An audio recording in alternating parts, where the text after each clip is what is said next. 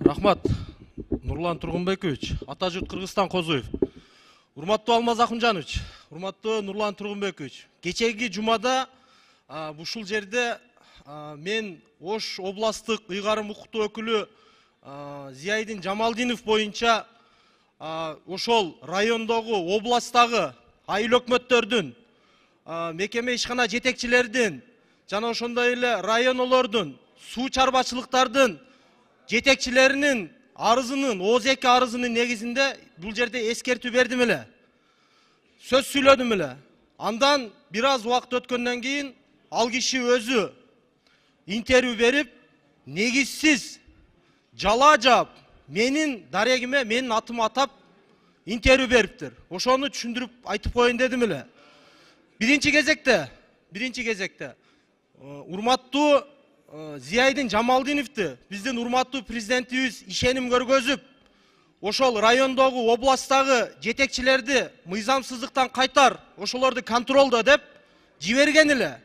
Наоборот, азыркы күндөгү иштеп жаткан жаш, таза кадрларды өзү түздөн түз, өзүнүн кызыкчылыгына пайдаланып, өзүнүн мыйзамсыздыкка түртүп атат ошол жетекчилерди.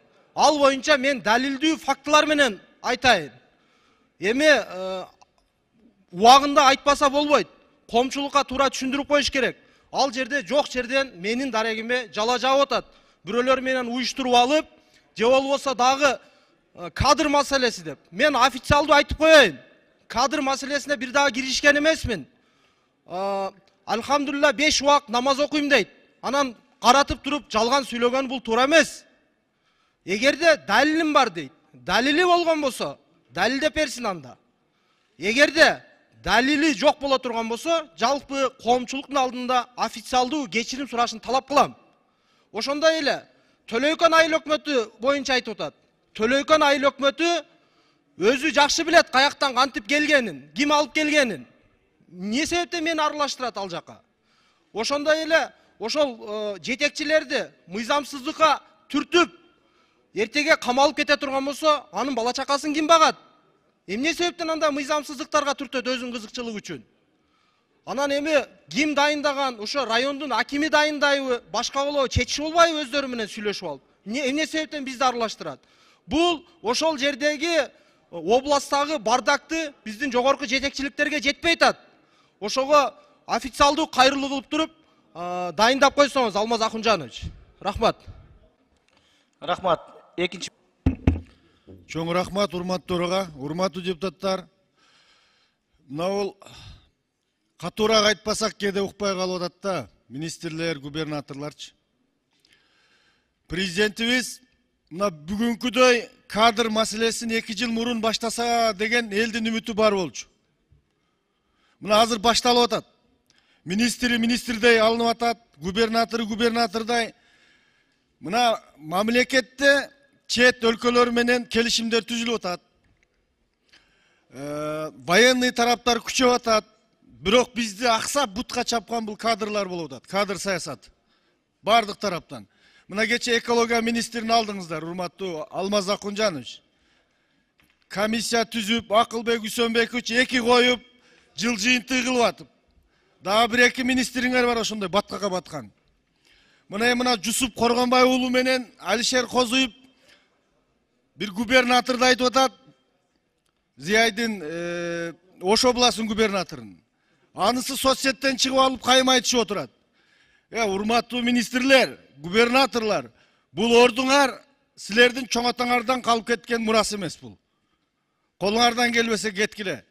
Качан ушул депутат чыгып, жогорку трибунада маселе көтөрүп, анан басып алган жериңерди ошол жерде өзүңөргө өткөрүп алган ресторан, гостиница, саунаңарды айткандан кийин анан пышыңдап ар жерде фейктеңер менен депутаттар менен кайшы айтпай кеткиле.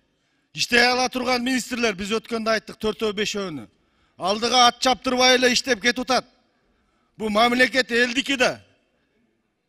Президентти кыйнап, Камчыбек Кыдыршаевичти кыйнап, жалпы депутаттарды эң негизгиси элди кыйнабай, колуңардан келбесе кетпейсиңер.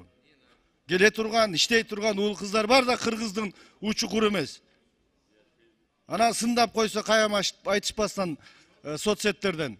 Токтотуш керек. Давайте, урматтуу депутаттар, мына жерде жеке маселелер менен фамилияны айтып, айыл өкмөткө койбой койду эле, анан главврачты алмаштырып койдуну токтотуп, мына налогду көтөрүш, туризмди көтөрүш, мына жерде бюджетти көтөрүш менен сүйлөй турган жерде айыл өкмөттүн деңгээлине түшпөйлү. Рахмат.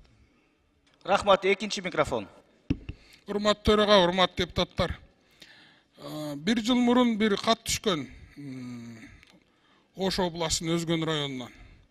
Ошол катты мен бардык жерге жибергенде соттун чечимин күтөлү деген. Эки соттун чечими бар. Бул Оштун губернатору соттун чечимине баш ийеби же баш ийбейби?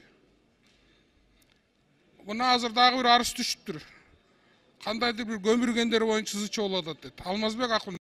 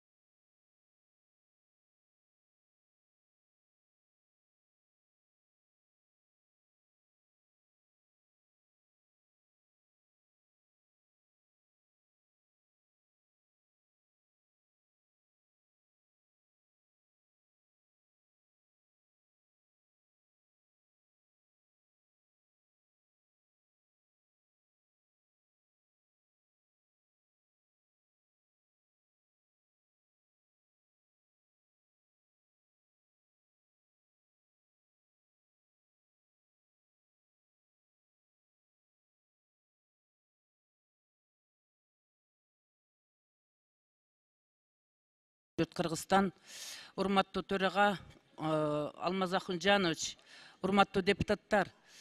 Ошол мурда депутат болуп кеткендер парламент жөнүндө диагноз койбой эле койсо. Ким кандай иштеп кеткени тарых баа берет да. Мен өткөн отурумда депутаттардын, жаш депутаттардын айткан күйүп бышып айткан сөздөрүнү улуу катары калыстык менен бышыктап койдум эле Ош облусунун ыйгарымдуу өкүлү жөнүндө. Эми кой өлгүсү келсе койчуманын таягына сүйкөнөт деген сөз бар да. Себеби адам өзүңө таразыга салып, өзүңө анализ менен көз караш болуш керек экен. Мен ушундай ичим ооруду. Бул Зиядин Исламовичти губернатор болгондо мен куттуктап да барган эмесмин. Учурашып сырдашкан демесмин, бир нерсени суранган демесмин. Бул жакшы сөз эмес да. Анан отуруп алып бир жылдап интервью бербеген журналисттерди чакырып алып, чын деген чычалатат ошондой. Ачуу, чындык ачуу болот. Андан көрөктү уун чукпай пысып отуруп, мыйзам чегинде иреттешип такташып алса болмок. Мамлекеттик кызматта отургандан кийин жаш бала эмес ал киши, серең этип чыга калгыдай.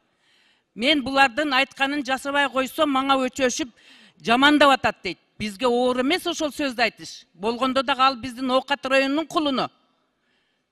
Мени жакшы билесиздер. Ким болбосун акыйкат үчүн дайыма тигимен туруп берем. Эркекче мамиле жасапчы.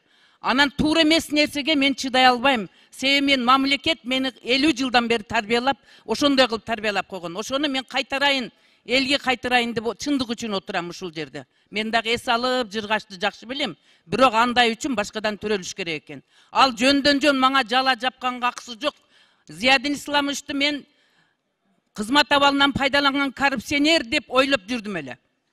Көрсө жалганчы, жалаокөр, кырына чыккан афрес экен. Мен качан колуман өзүмөн иш келип турганда, эмне үчүн мен андан сурайм?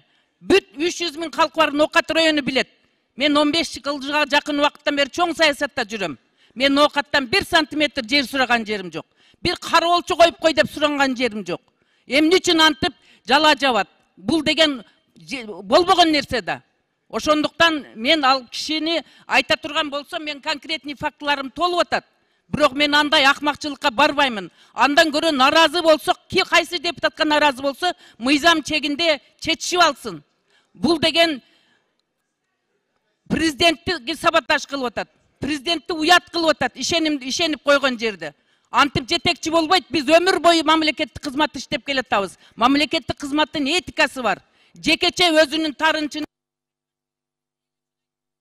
Рахмат. Урматтуу депутаттар,